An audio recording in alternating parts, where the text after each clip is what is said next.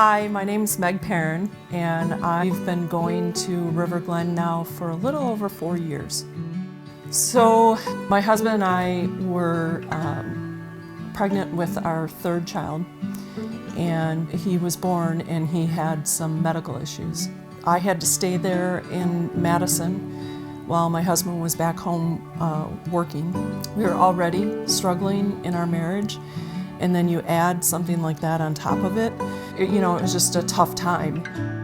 There was a weekend that wouldn't be a proud moment for my husband, but he decided to go fishing when I was at NICU. And that was kind of like that deciding moment. I just remember that being like a definitive, something's gotta change, because this isn't gonna work. God had been working on my heart for a while, but I was kind of waiting for my husband to make that happen. And I remember after that, it was just something inside me that just said, no, you're gonna make this happen. And so I remember telling him one day that I'm taking the kids to church, you can come with us or you can stay home. And we went, and probably within a couple weeks, I said the sinner's prayer in the pew during a sermon. And about a month after that, my husband gave his life to Christ at a men's conference. At the same time, our children were getting really involved with sports. And so we were following them all over the place, doing everything, and we started to get slowly caught up in the world. All the parents would go out after the games, and so then we'd follow them. And when we first started doing that, we weren't drinking, but then eventually it was like, oh, well, we can have a few, or we can do this, or we can do that. And ultimately that just led to more and more drinking on my part and led to the spiral.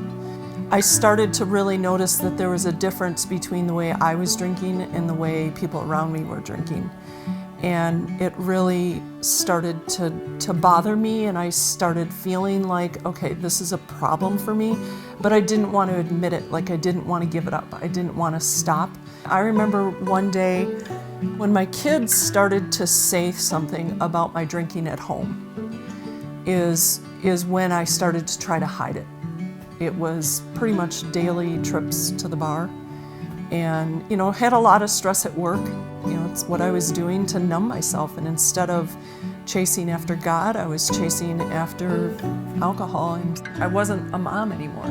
It's like alcohol was my God. All my decision making was about when and where and how the next drink was. It took that desperate kind of situation to say, okay, this has to stop. Like, this isn't an option anymore. And I've been sober now for over 3 years.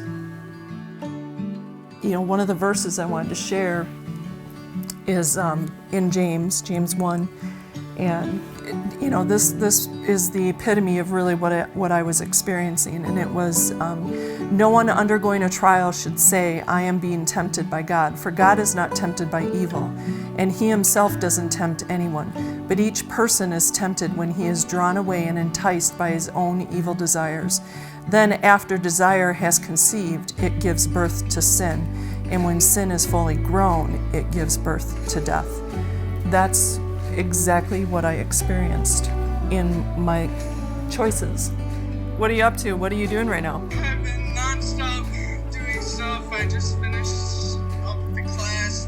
I don't drink anymore, and I don't have temptation to drink, but there's other issues that I'm still trying to work through, and I think just focusing on his love for me and knowing that he desires fellowship from me, and that the more that I choose to have fellowship with him, the closer I am to him, and then the easier it is for me to live a life that stays away from sin.